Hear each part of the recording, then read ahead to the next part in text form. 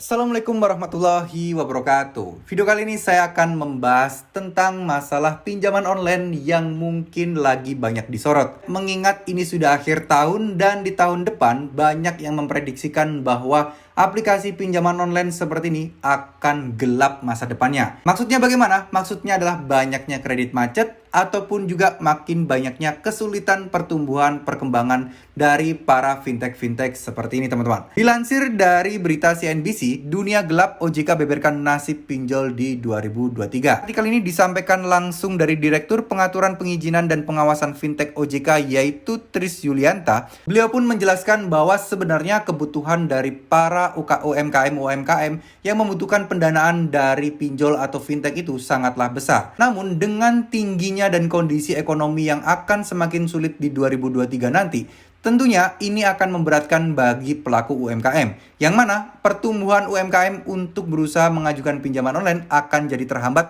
Karena apa? Karena nilainya sangat tinggi, bunga sangat tinggi, dan lain sebagainya. Nah, OJK pun menghimbau kepada para pelaku fintech atau para pelaku perusahaan-perusahaan pinjol ini untuk berusaha meringankan nilai bunganya, meringankan biayanya, agar proses penyaluran dana ini mulai lancar dan tidak macet. Memang seringkali penyebab kredit macet atau aliran dana tidak lancar ini disebabkan karena bunga sangat tinggi, namun kondisi perekonomian dari UMKM ini tidak bertumbuh, sehingga ini akan menjadi cost dan akan menjadi beban bagi para UMKM. Tambah lagi masalah nanti mungkin akan banyaknya kesulitan ekonomi, yang mana ini mudah-mudahan tidak terjadi, yang menyebabkan resiko-resiko seperti di pandemi kemarin, yaitu banyak orang berbondong-bondong mengajukan pinjaman online. Makanya di tahun 2020 dan di tahun 2021 itu merupakan tahun puncak-puncaknya aplikasi pinjaman online itu mentransaksikan penyaluran dana yang sangat-sangat tinggi. Nah, hal ini membuat tahun 2021 akhir dan di 2022 ini mulai banyak pinjol-pinjol yang terseok-seok. Karena apa? Banyaknya kredit macet dan masyarakat tidak sanggup dan tidak mampu mengembalikan uang-uang mereka. Ini tentunya dinilai OJK karena dipicu dengan bunganya yang sangat tinggi, denda yang sangat tinggi, yang menyebabkan orang-orang ini makin gagal bayar, makin macet kreditnya. Karena apa? Melihat utangnya seperti itu, mereka sudah putus asa dan tidak sanggup lagi membayar pinjamannya. Ini pihak OJK pun tetap berkomitmen untuk terus mengawasi proses penyaluran dana atau pembiayaan seperti ini.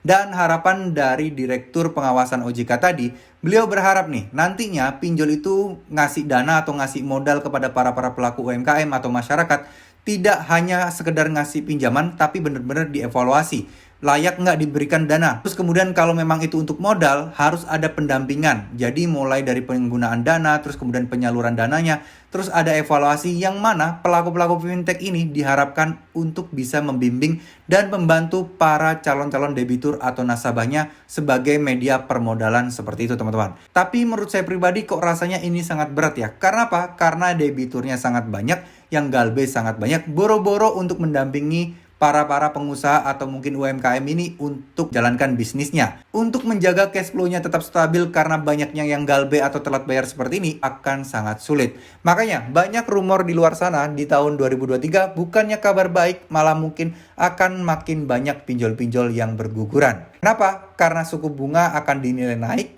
namun masyarakat tetap meminjam dan masyarakat tidak bisa mengembalikannya. Kalau sudah cash flow-nya seperti ini, maka pinjol-pinjol kecil yang memang permodalannya tidak terlalu kuat akan berguguran satu persatu dan akan bangkrut satu persatu. Ini mungkin berita baik buat orang-orang yang gagal bayar atau telat bayar ya, di mana pinjol-pinjol tersebut akan bangkrut dan tidak akan menagih ke mereka lagi. Namun bukan itu poin utamanya. Namun di sini saya mengingatkan kepada kalian, kita fokus aja untuk membayar hutang kita ya. Fokus aja untuk mengumpulkan sedikit demi sedikit hutang pokok kita aja. Nggak usah mikirin denda, nggak usah mikirin bunga. Siapa tahu ketika kalian sudah bisa dan siap untuk membayar hutang pokok kalian, ada negosiasi lagi, yaitu pemutihan atau penghapusan denda dan bunga. Hanya membayar pokok saja lalu dianggap lunas. Nah, ini adalah momentum kalian untuk bisa melunasi hutang-hutang kalian. Kalian bisa membersihkan riwayat kalian bisa membersihkan hutang-hutang kalian, dan tentunya kalian juga bisa terbebas dari hutang yang menumpuk karena bunga-bunga dan denda pinjaman online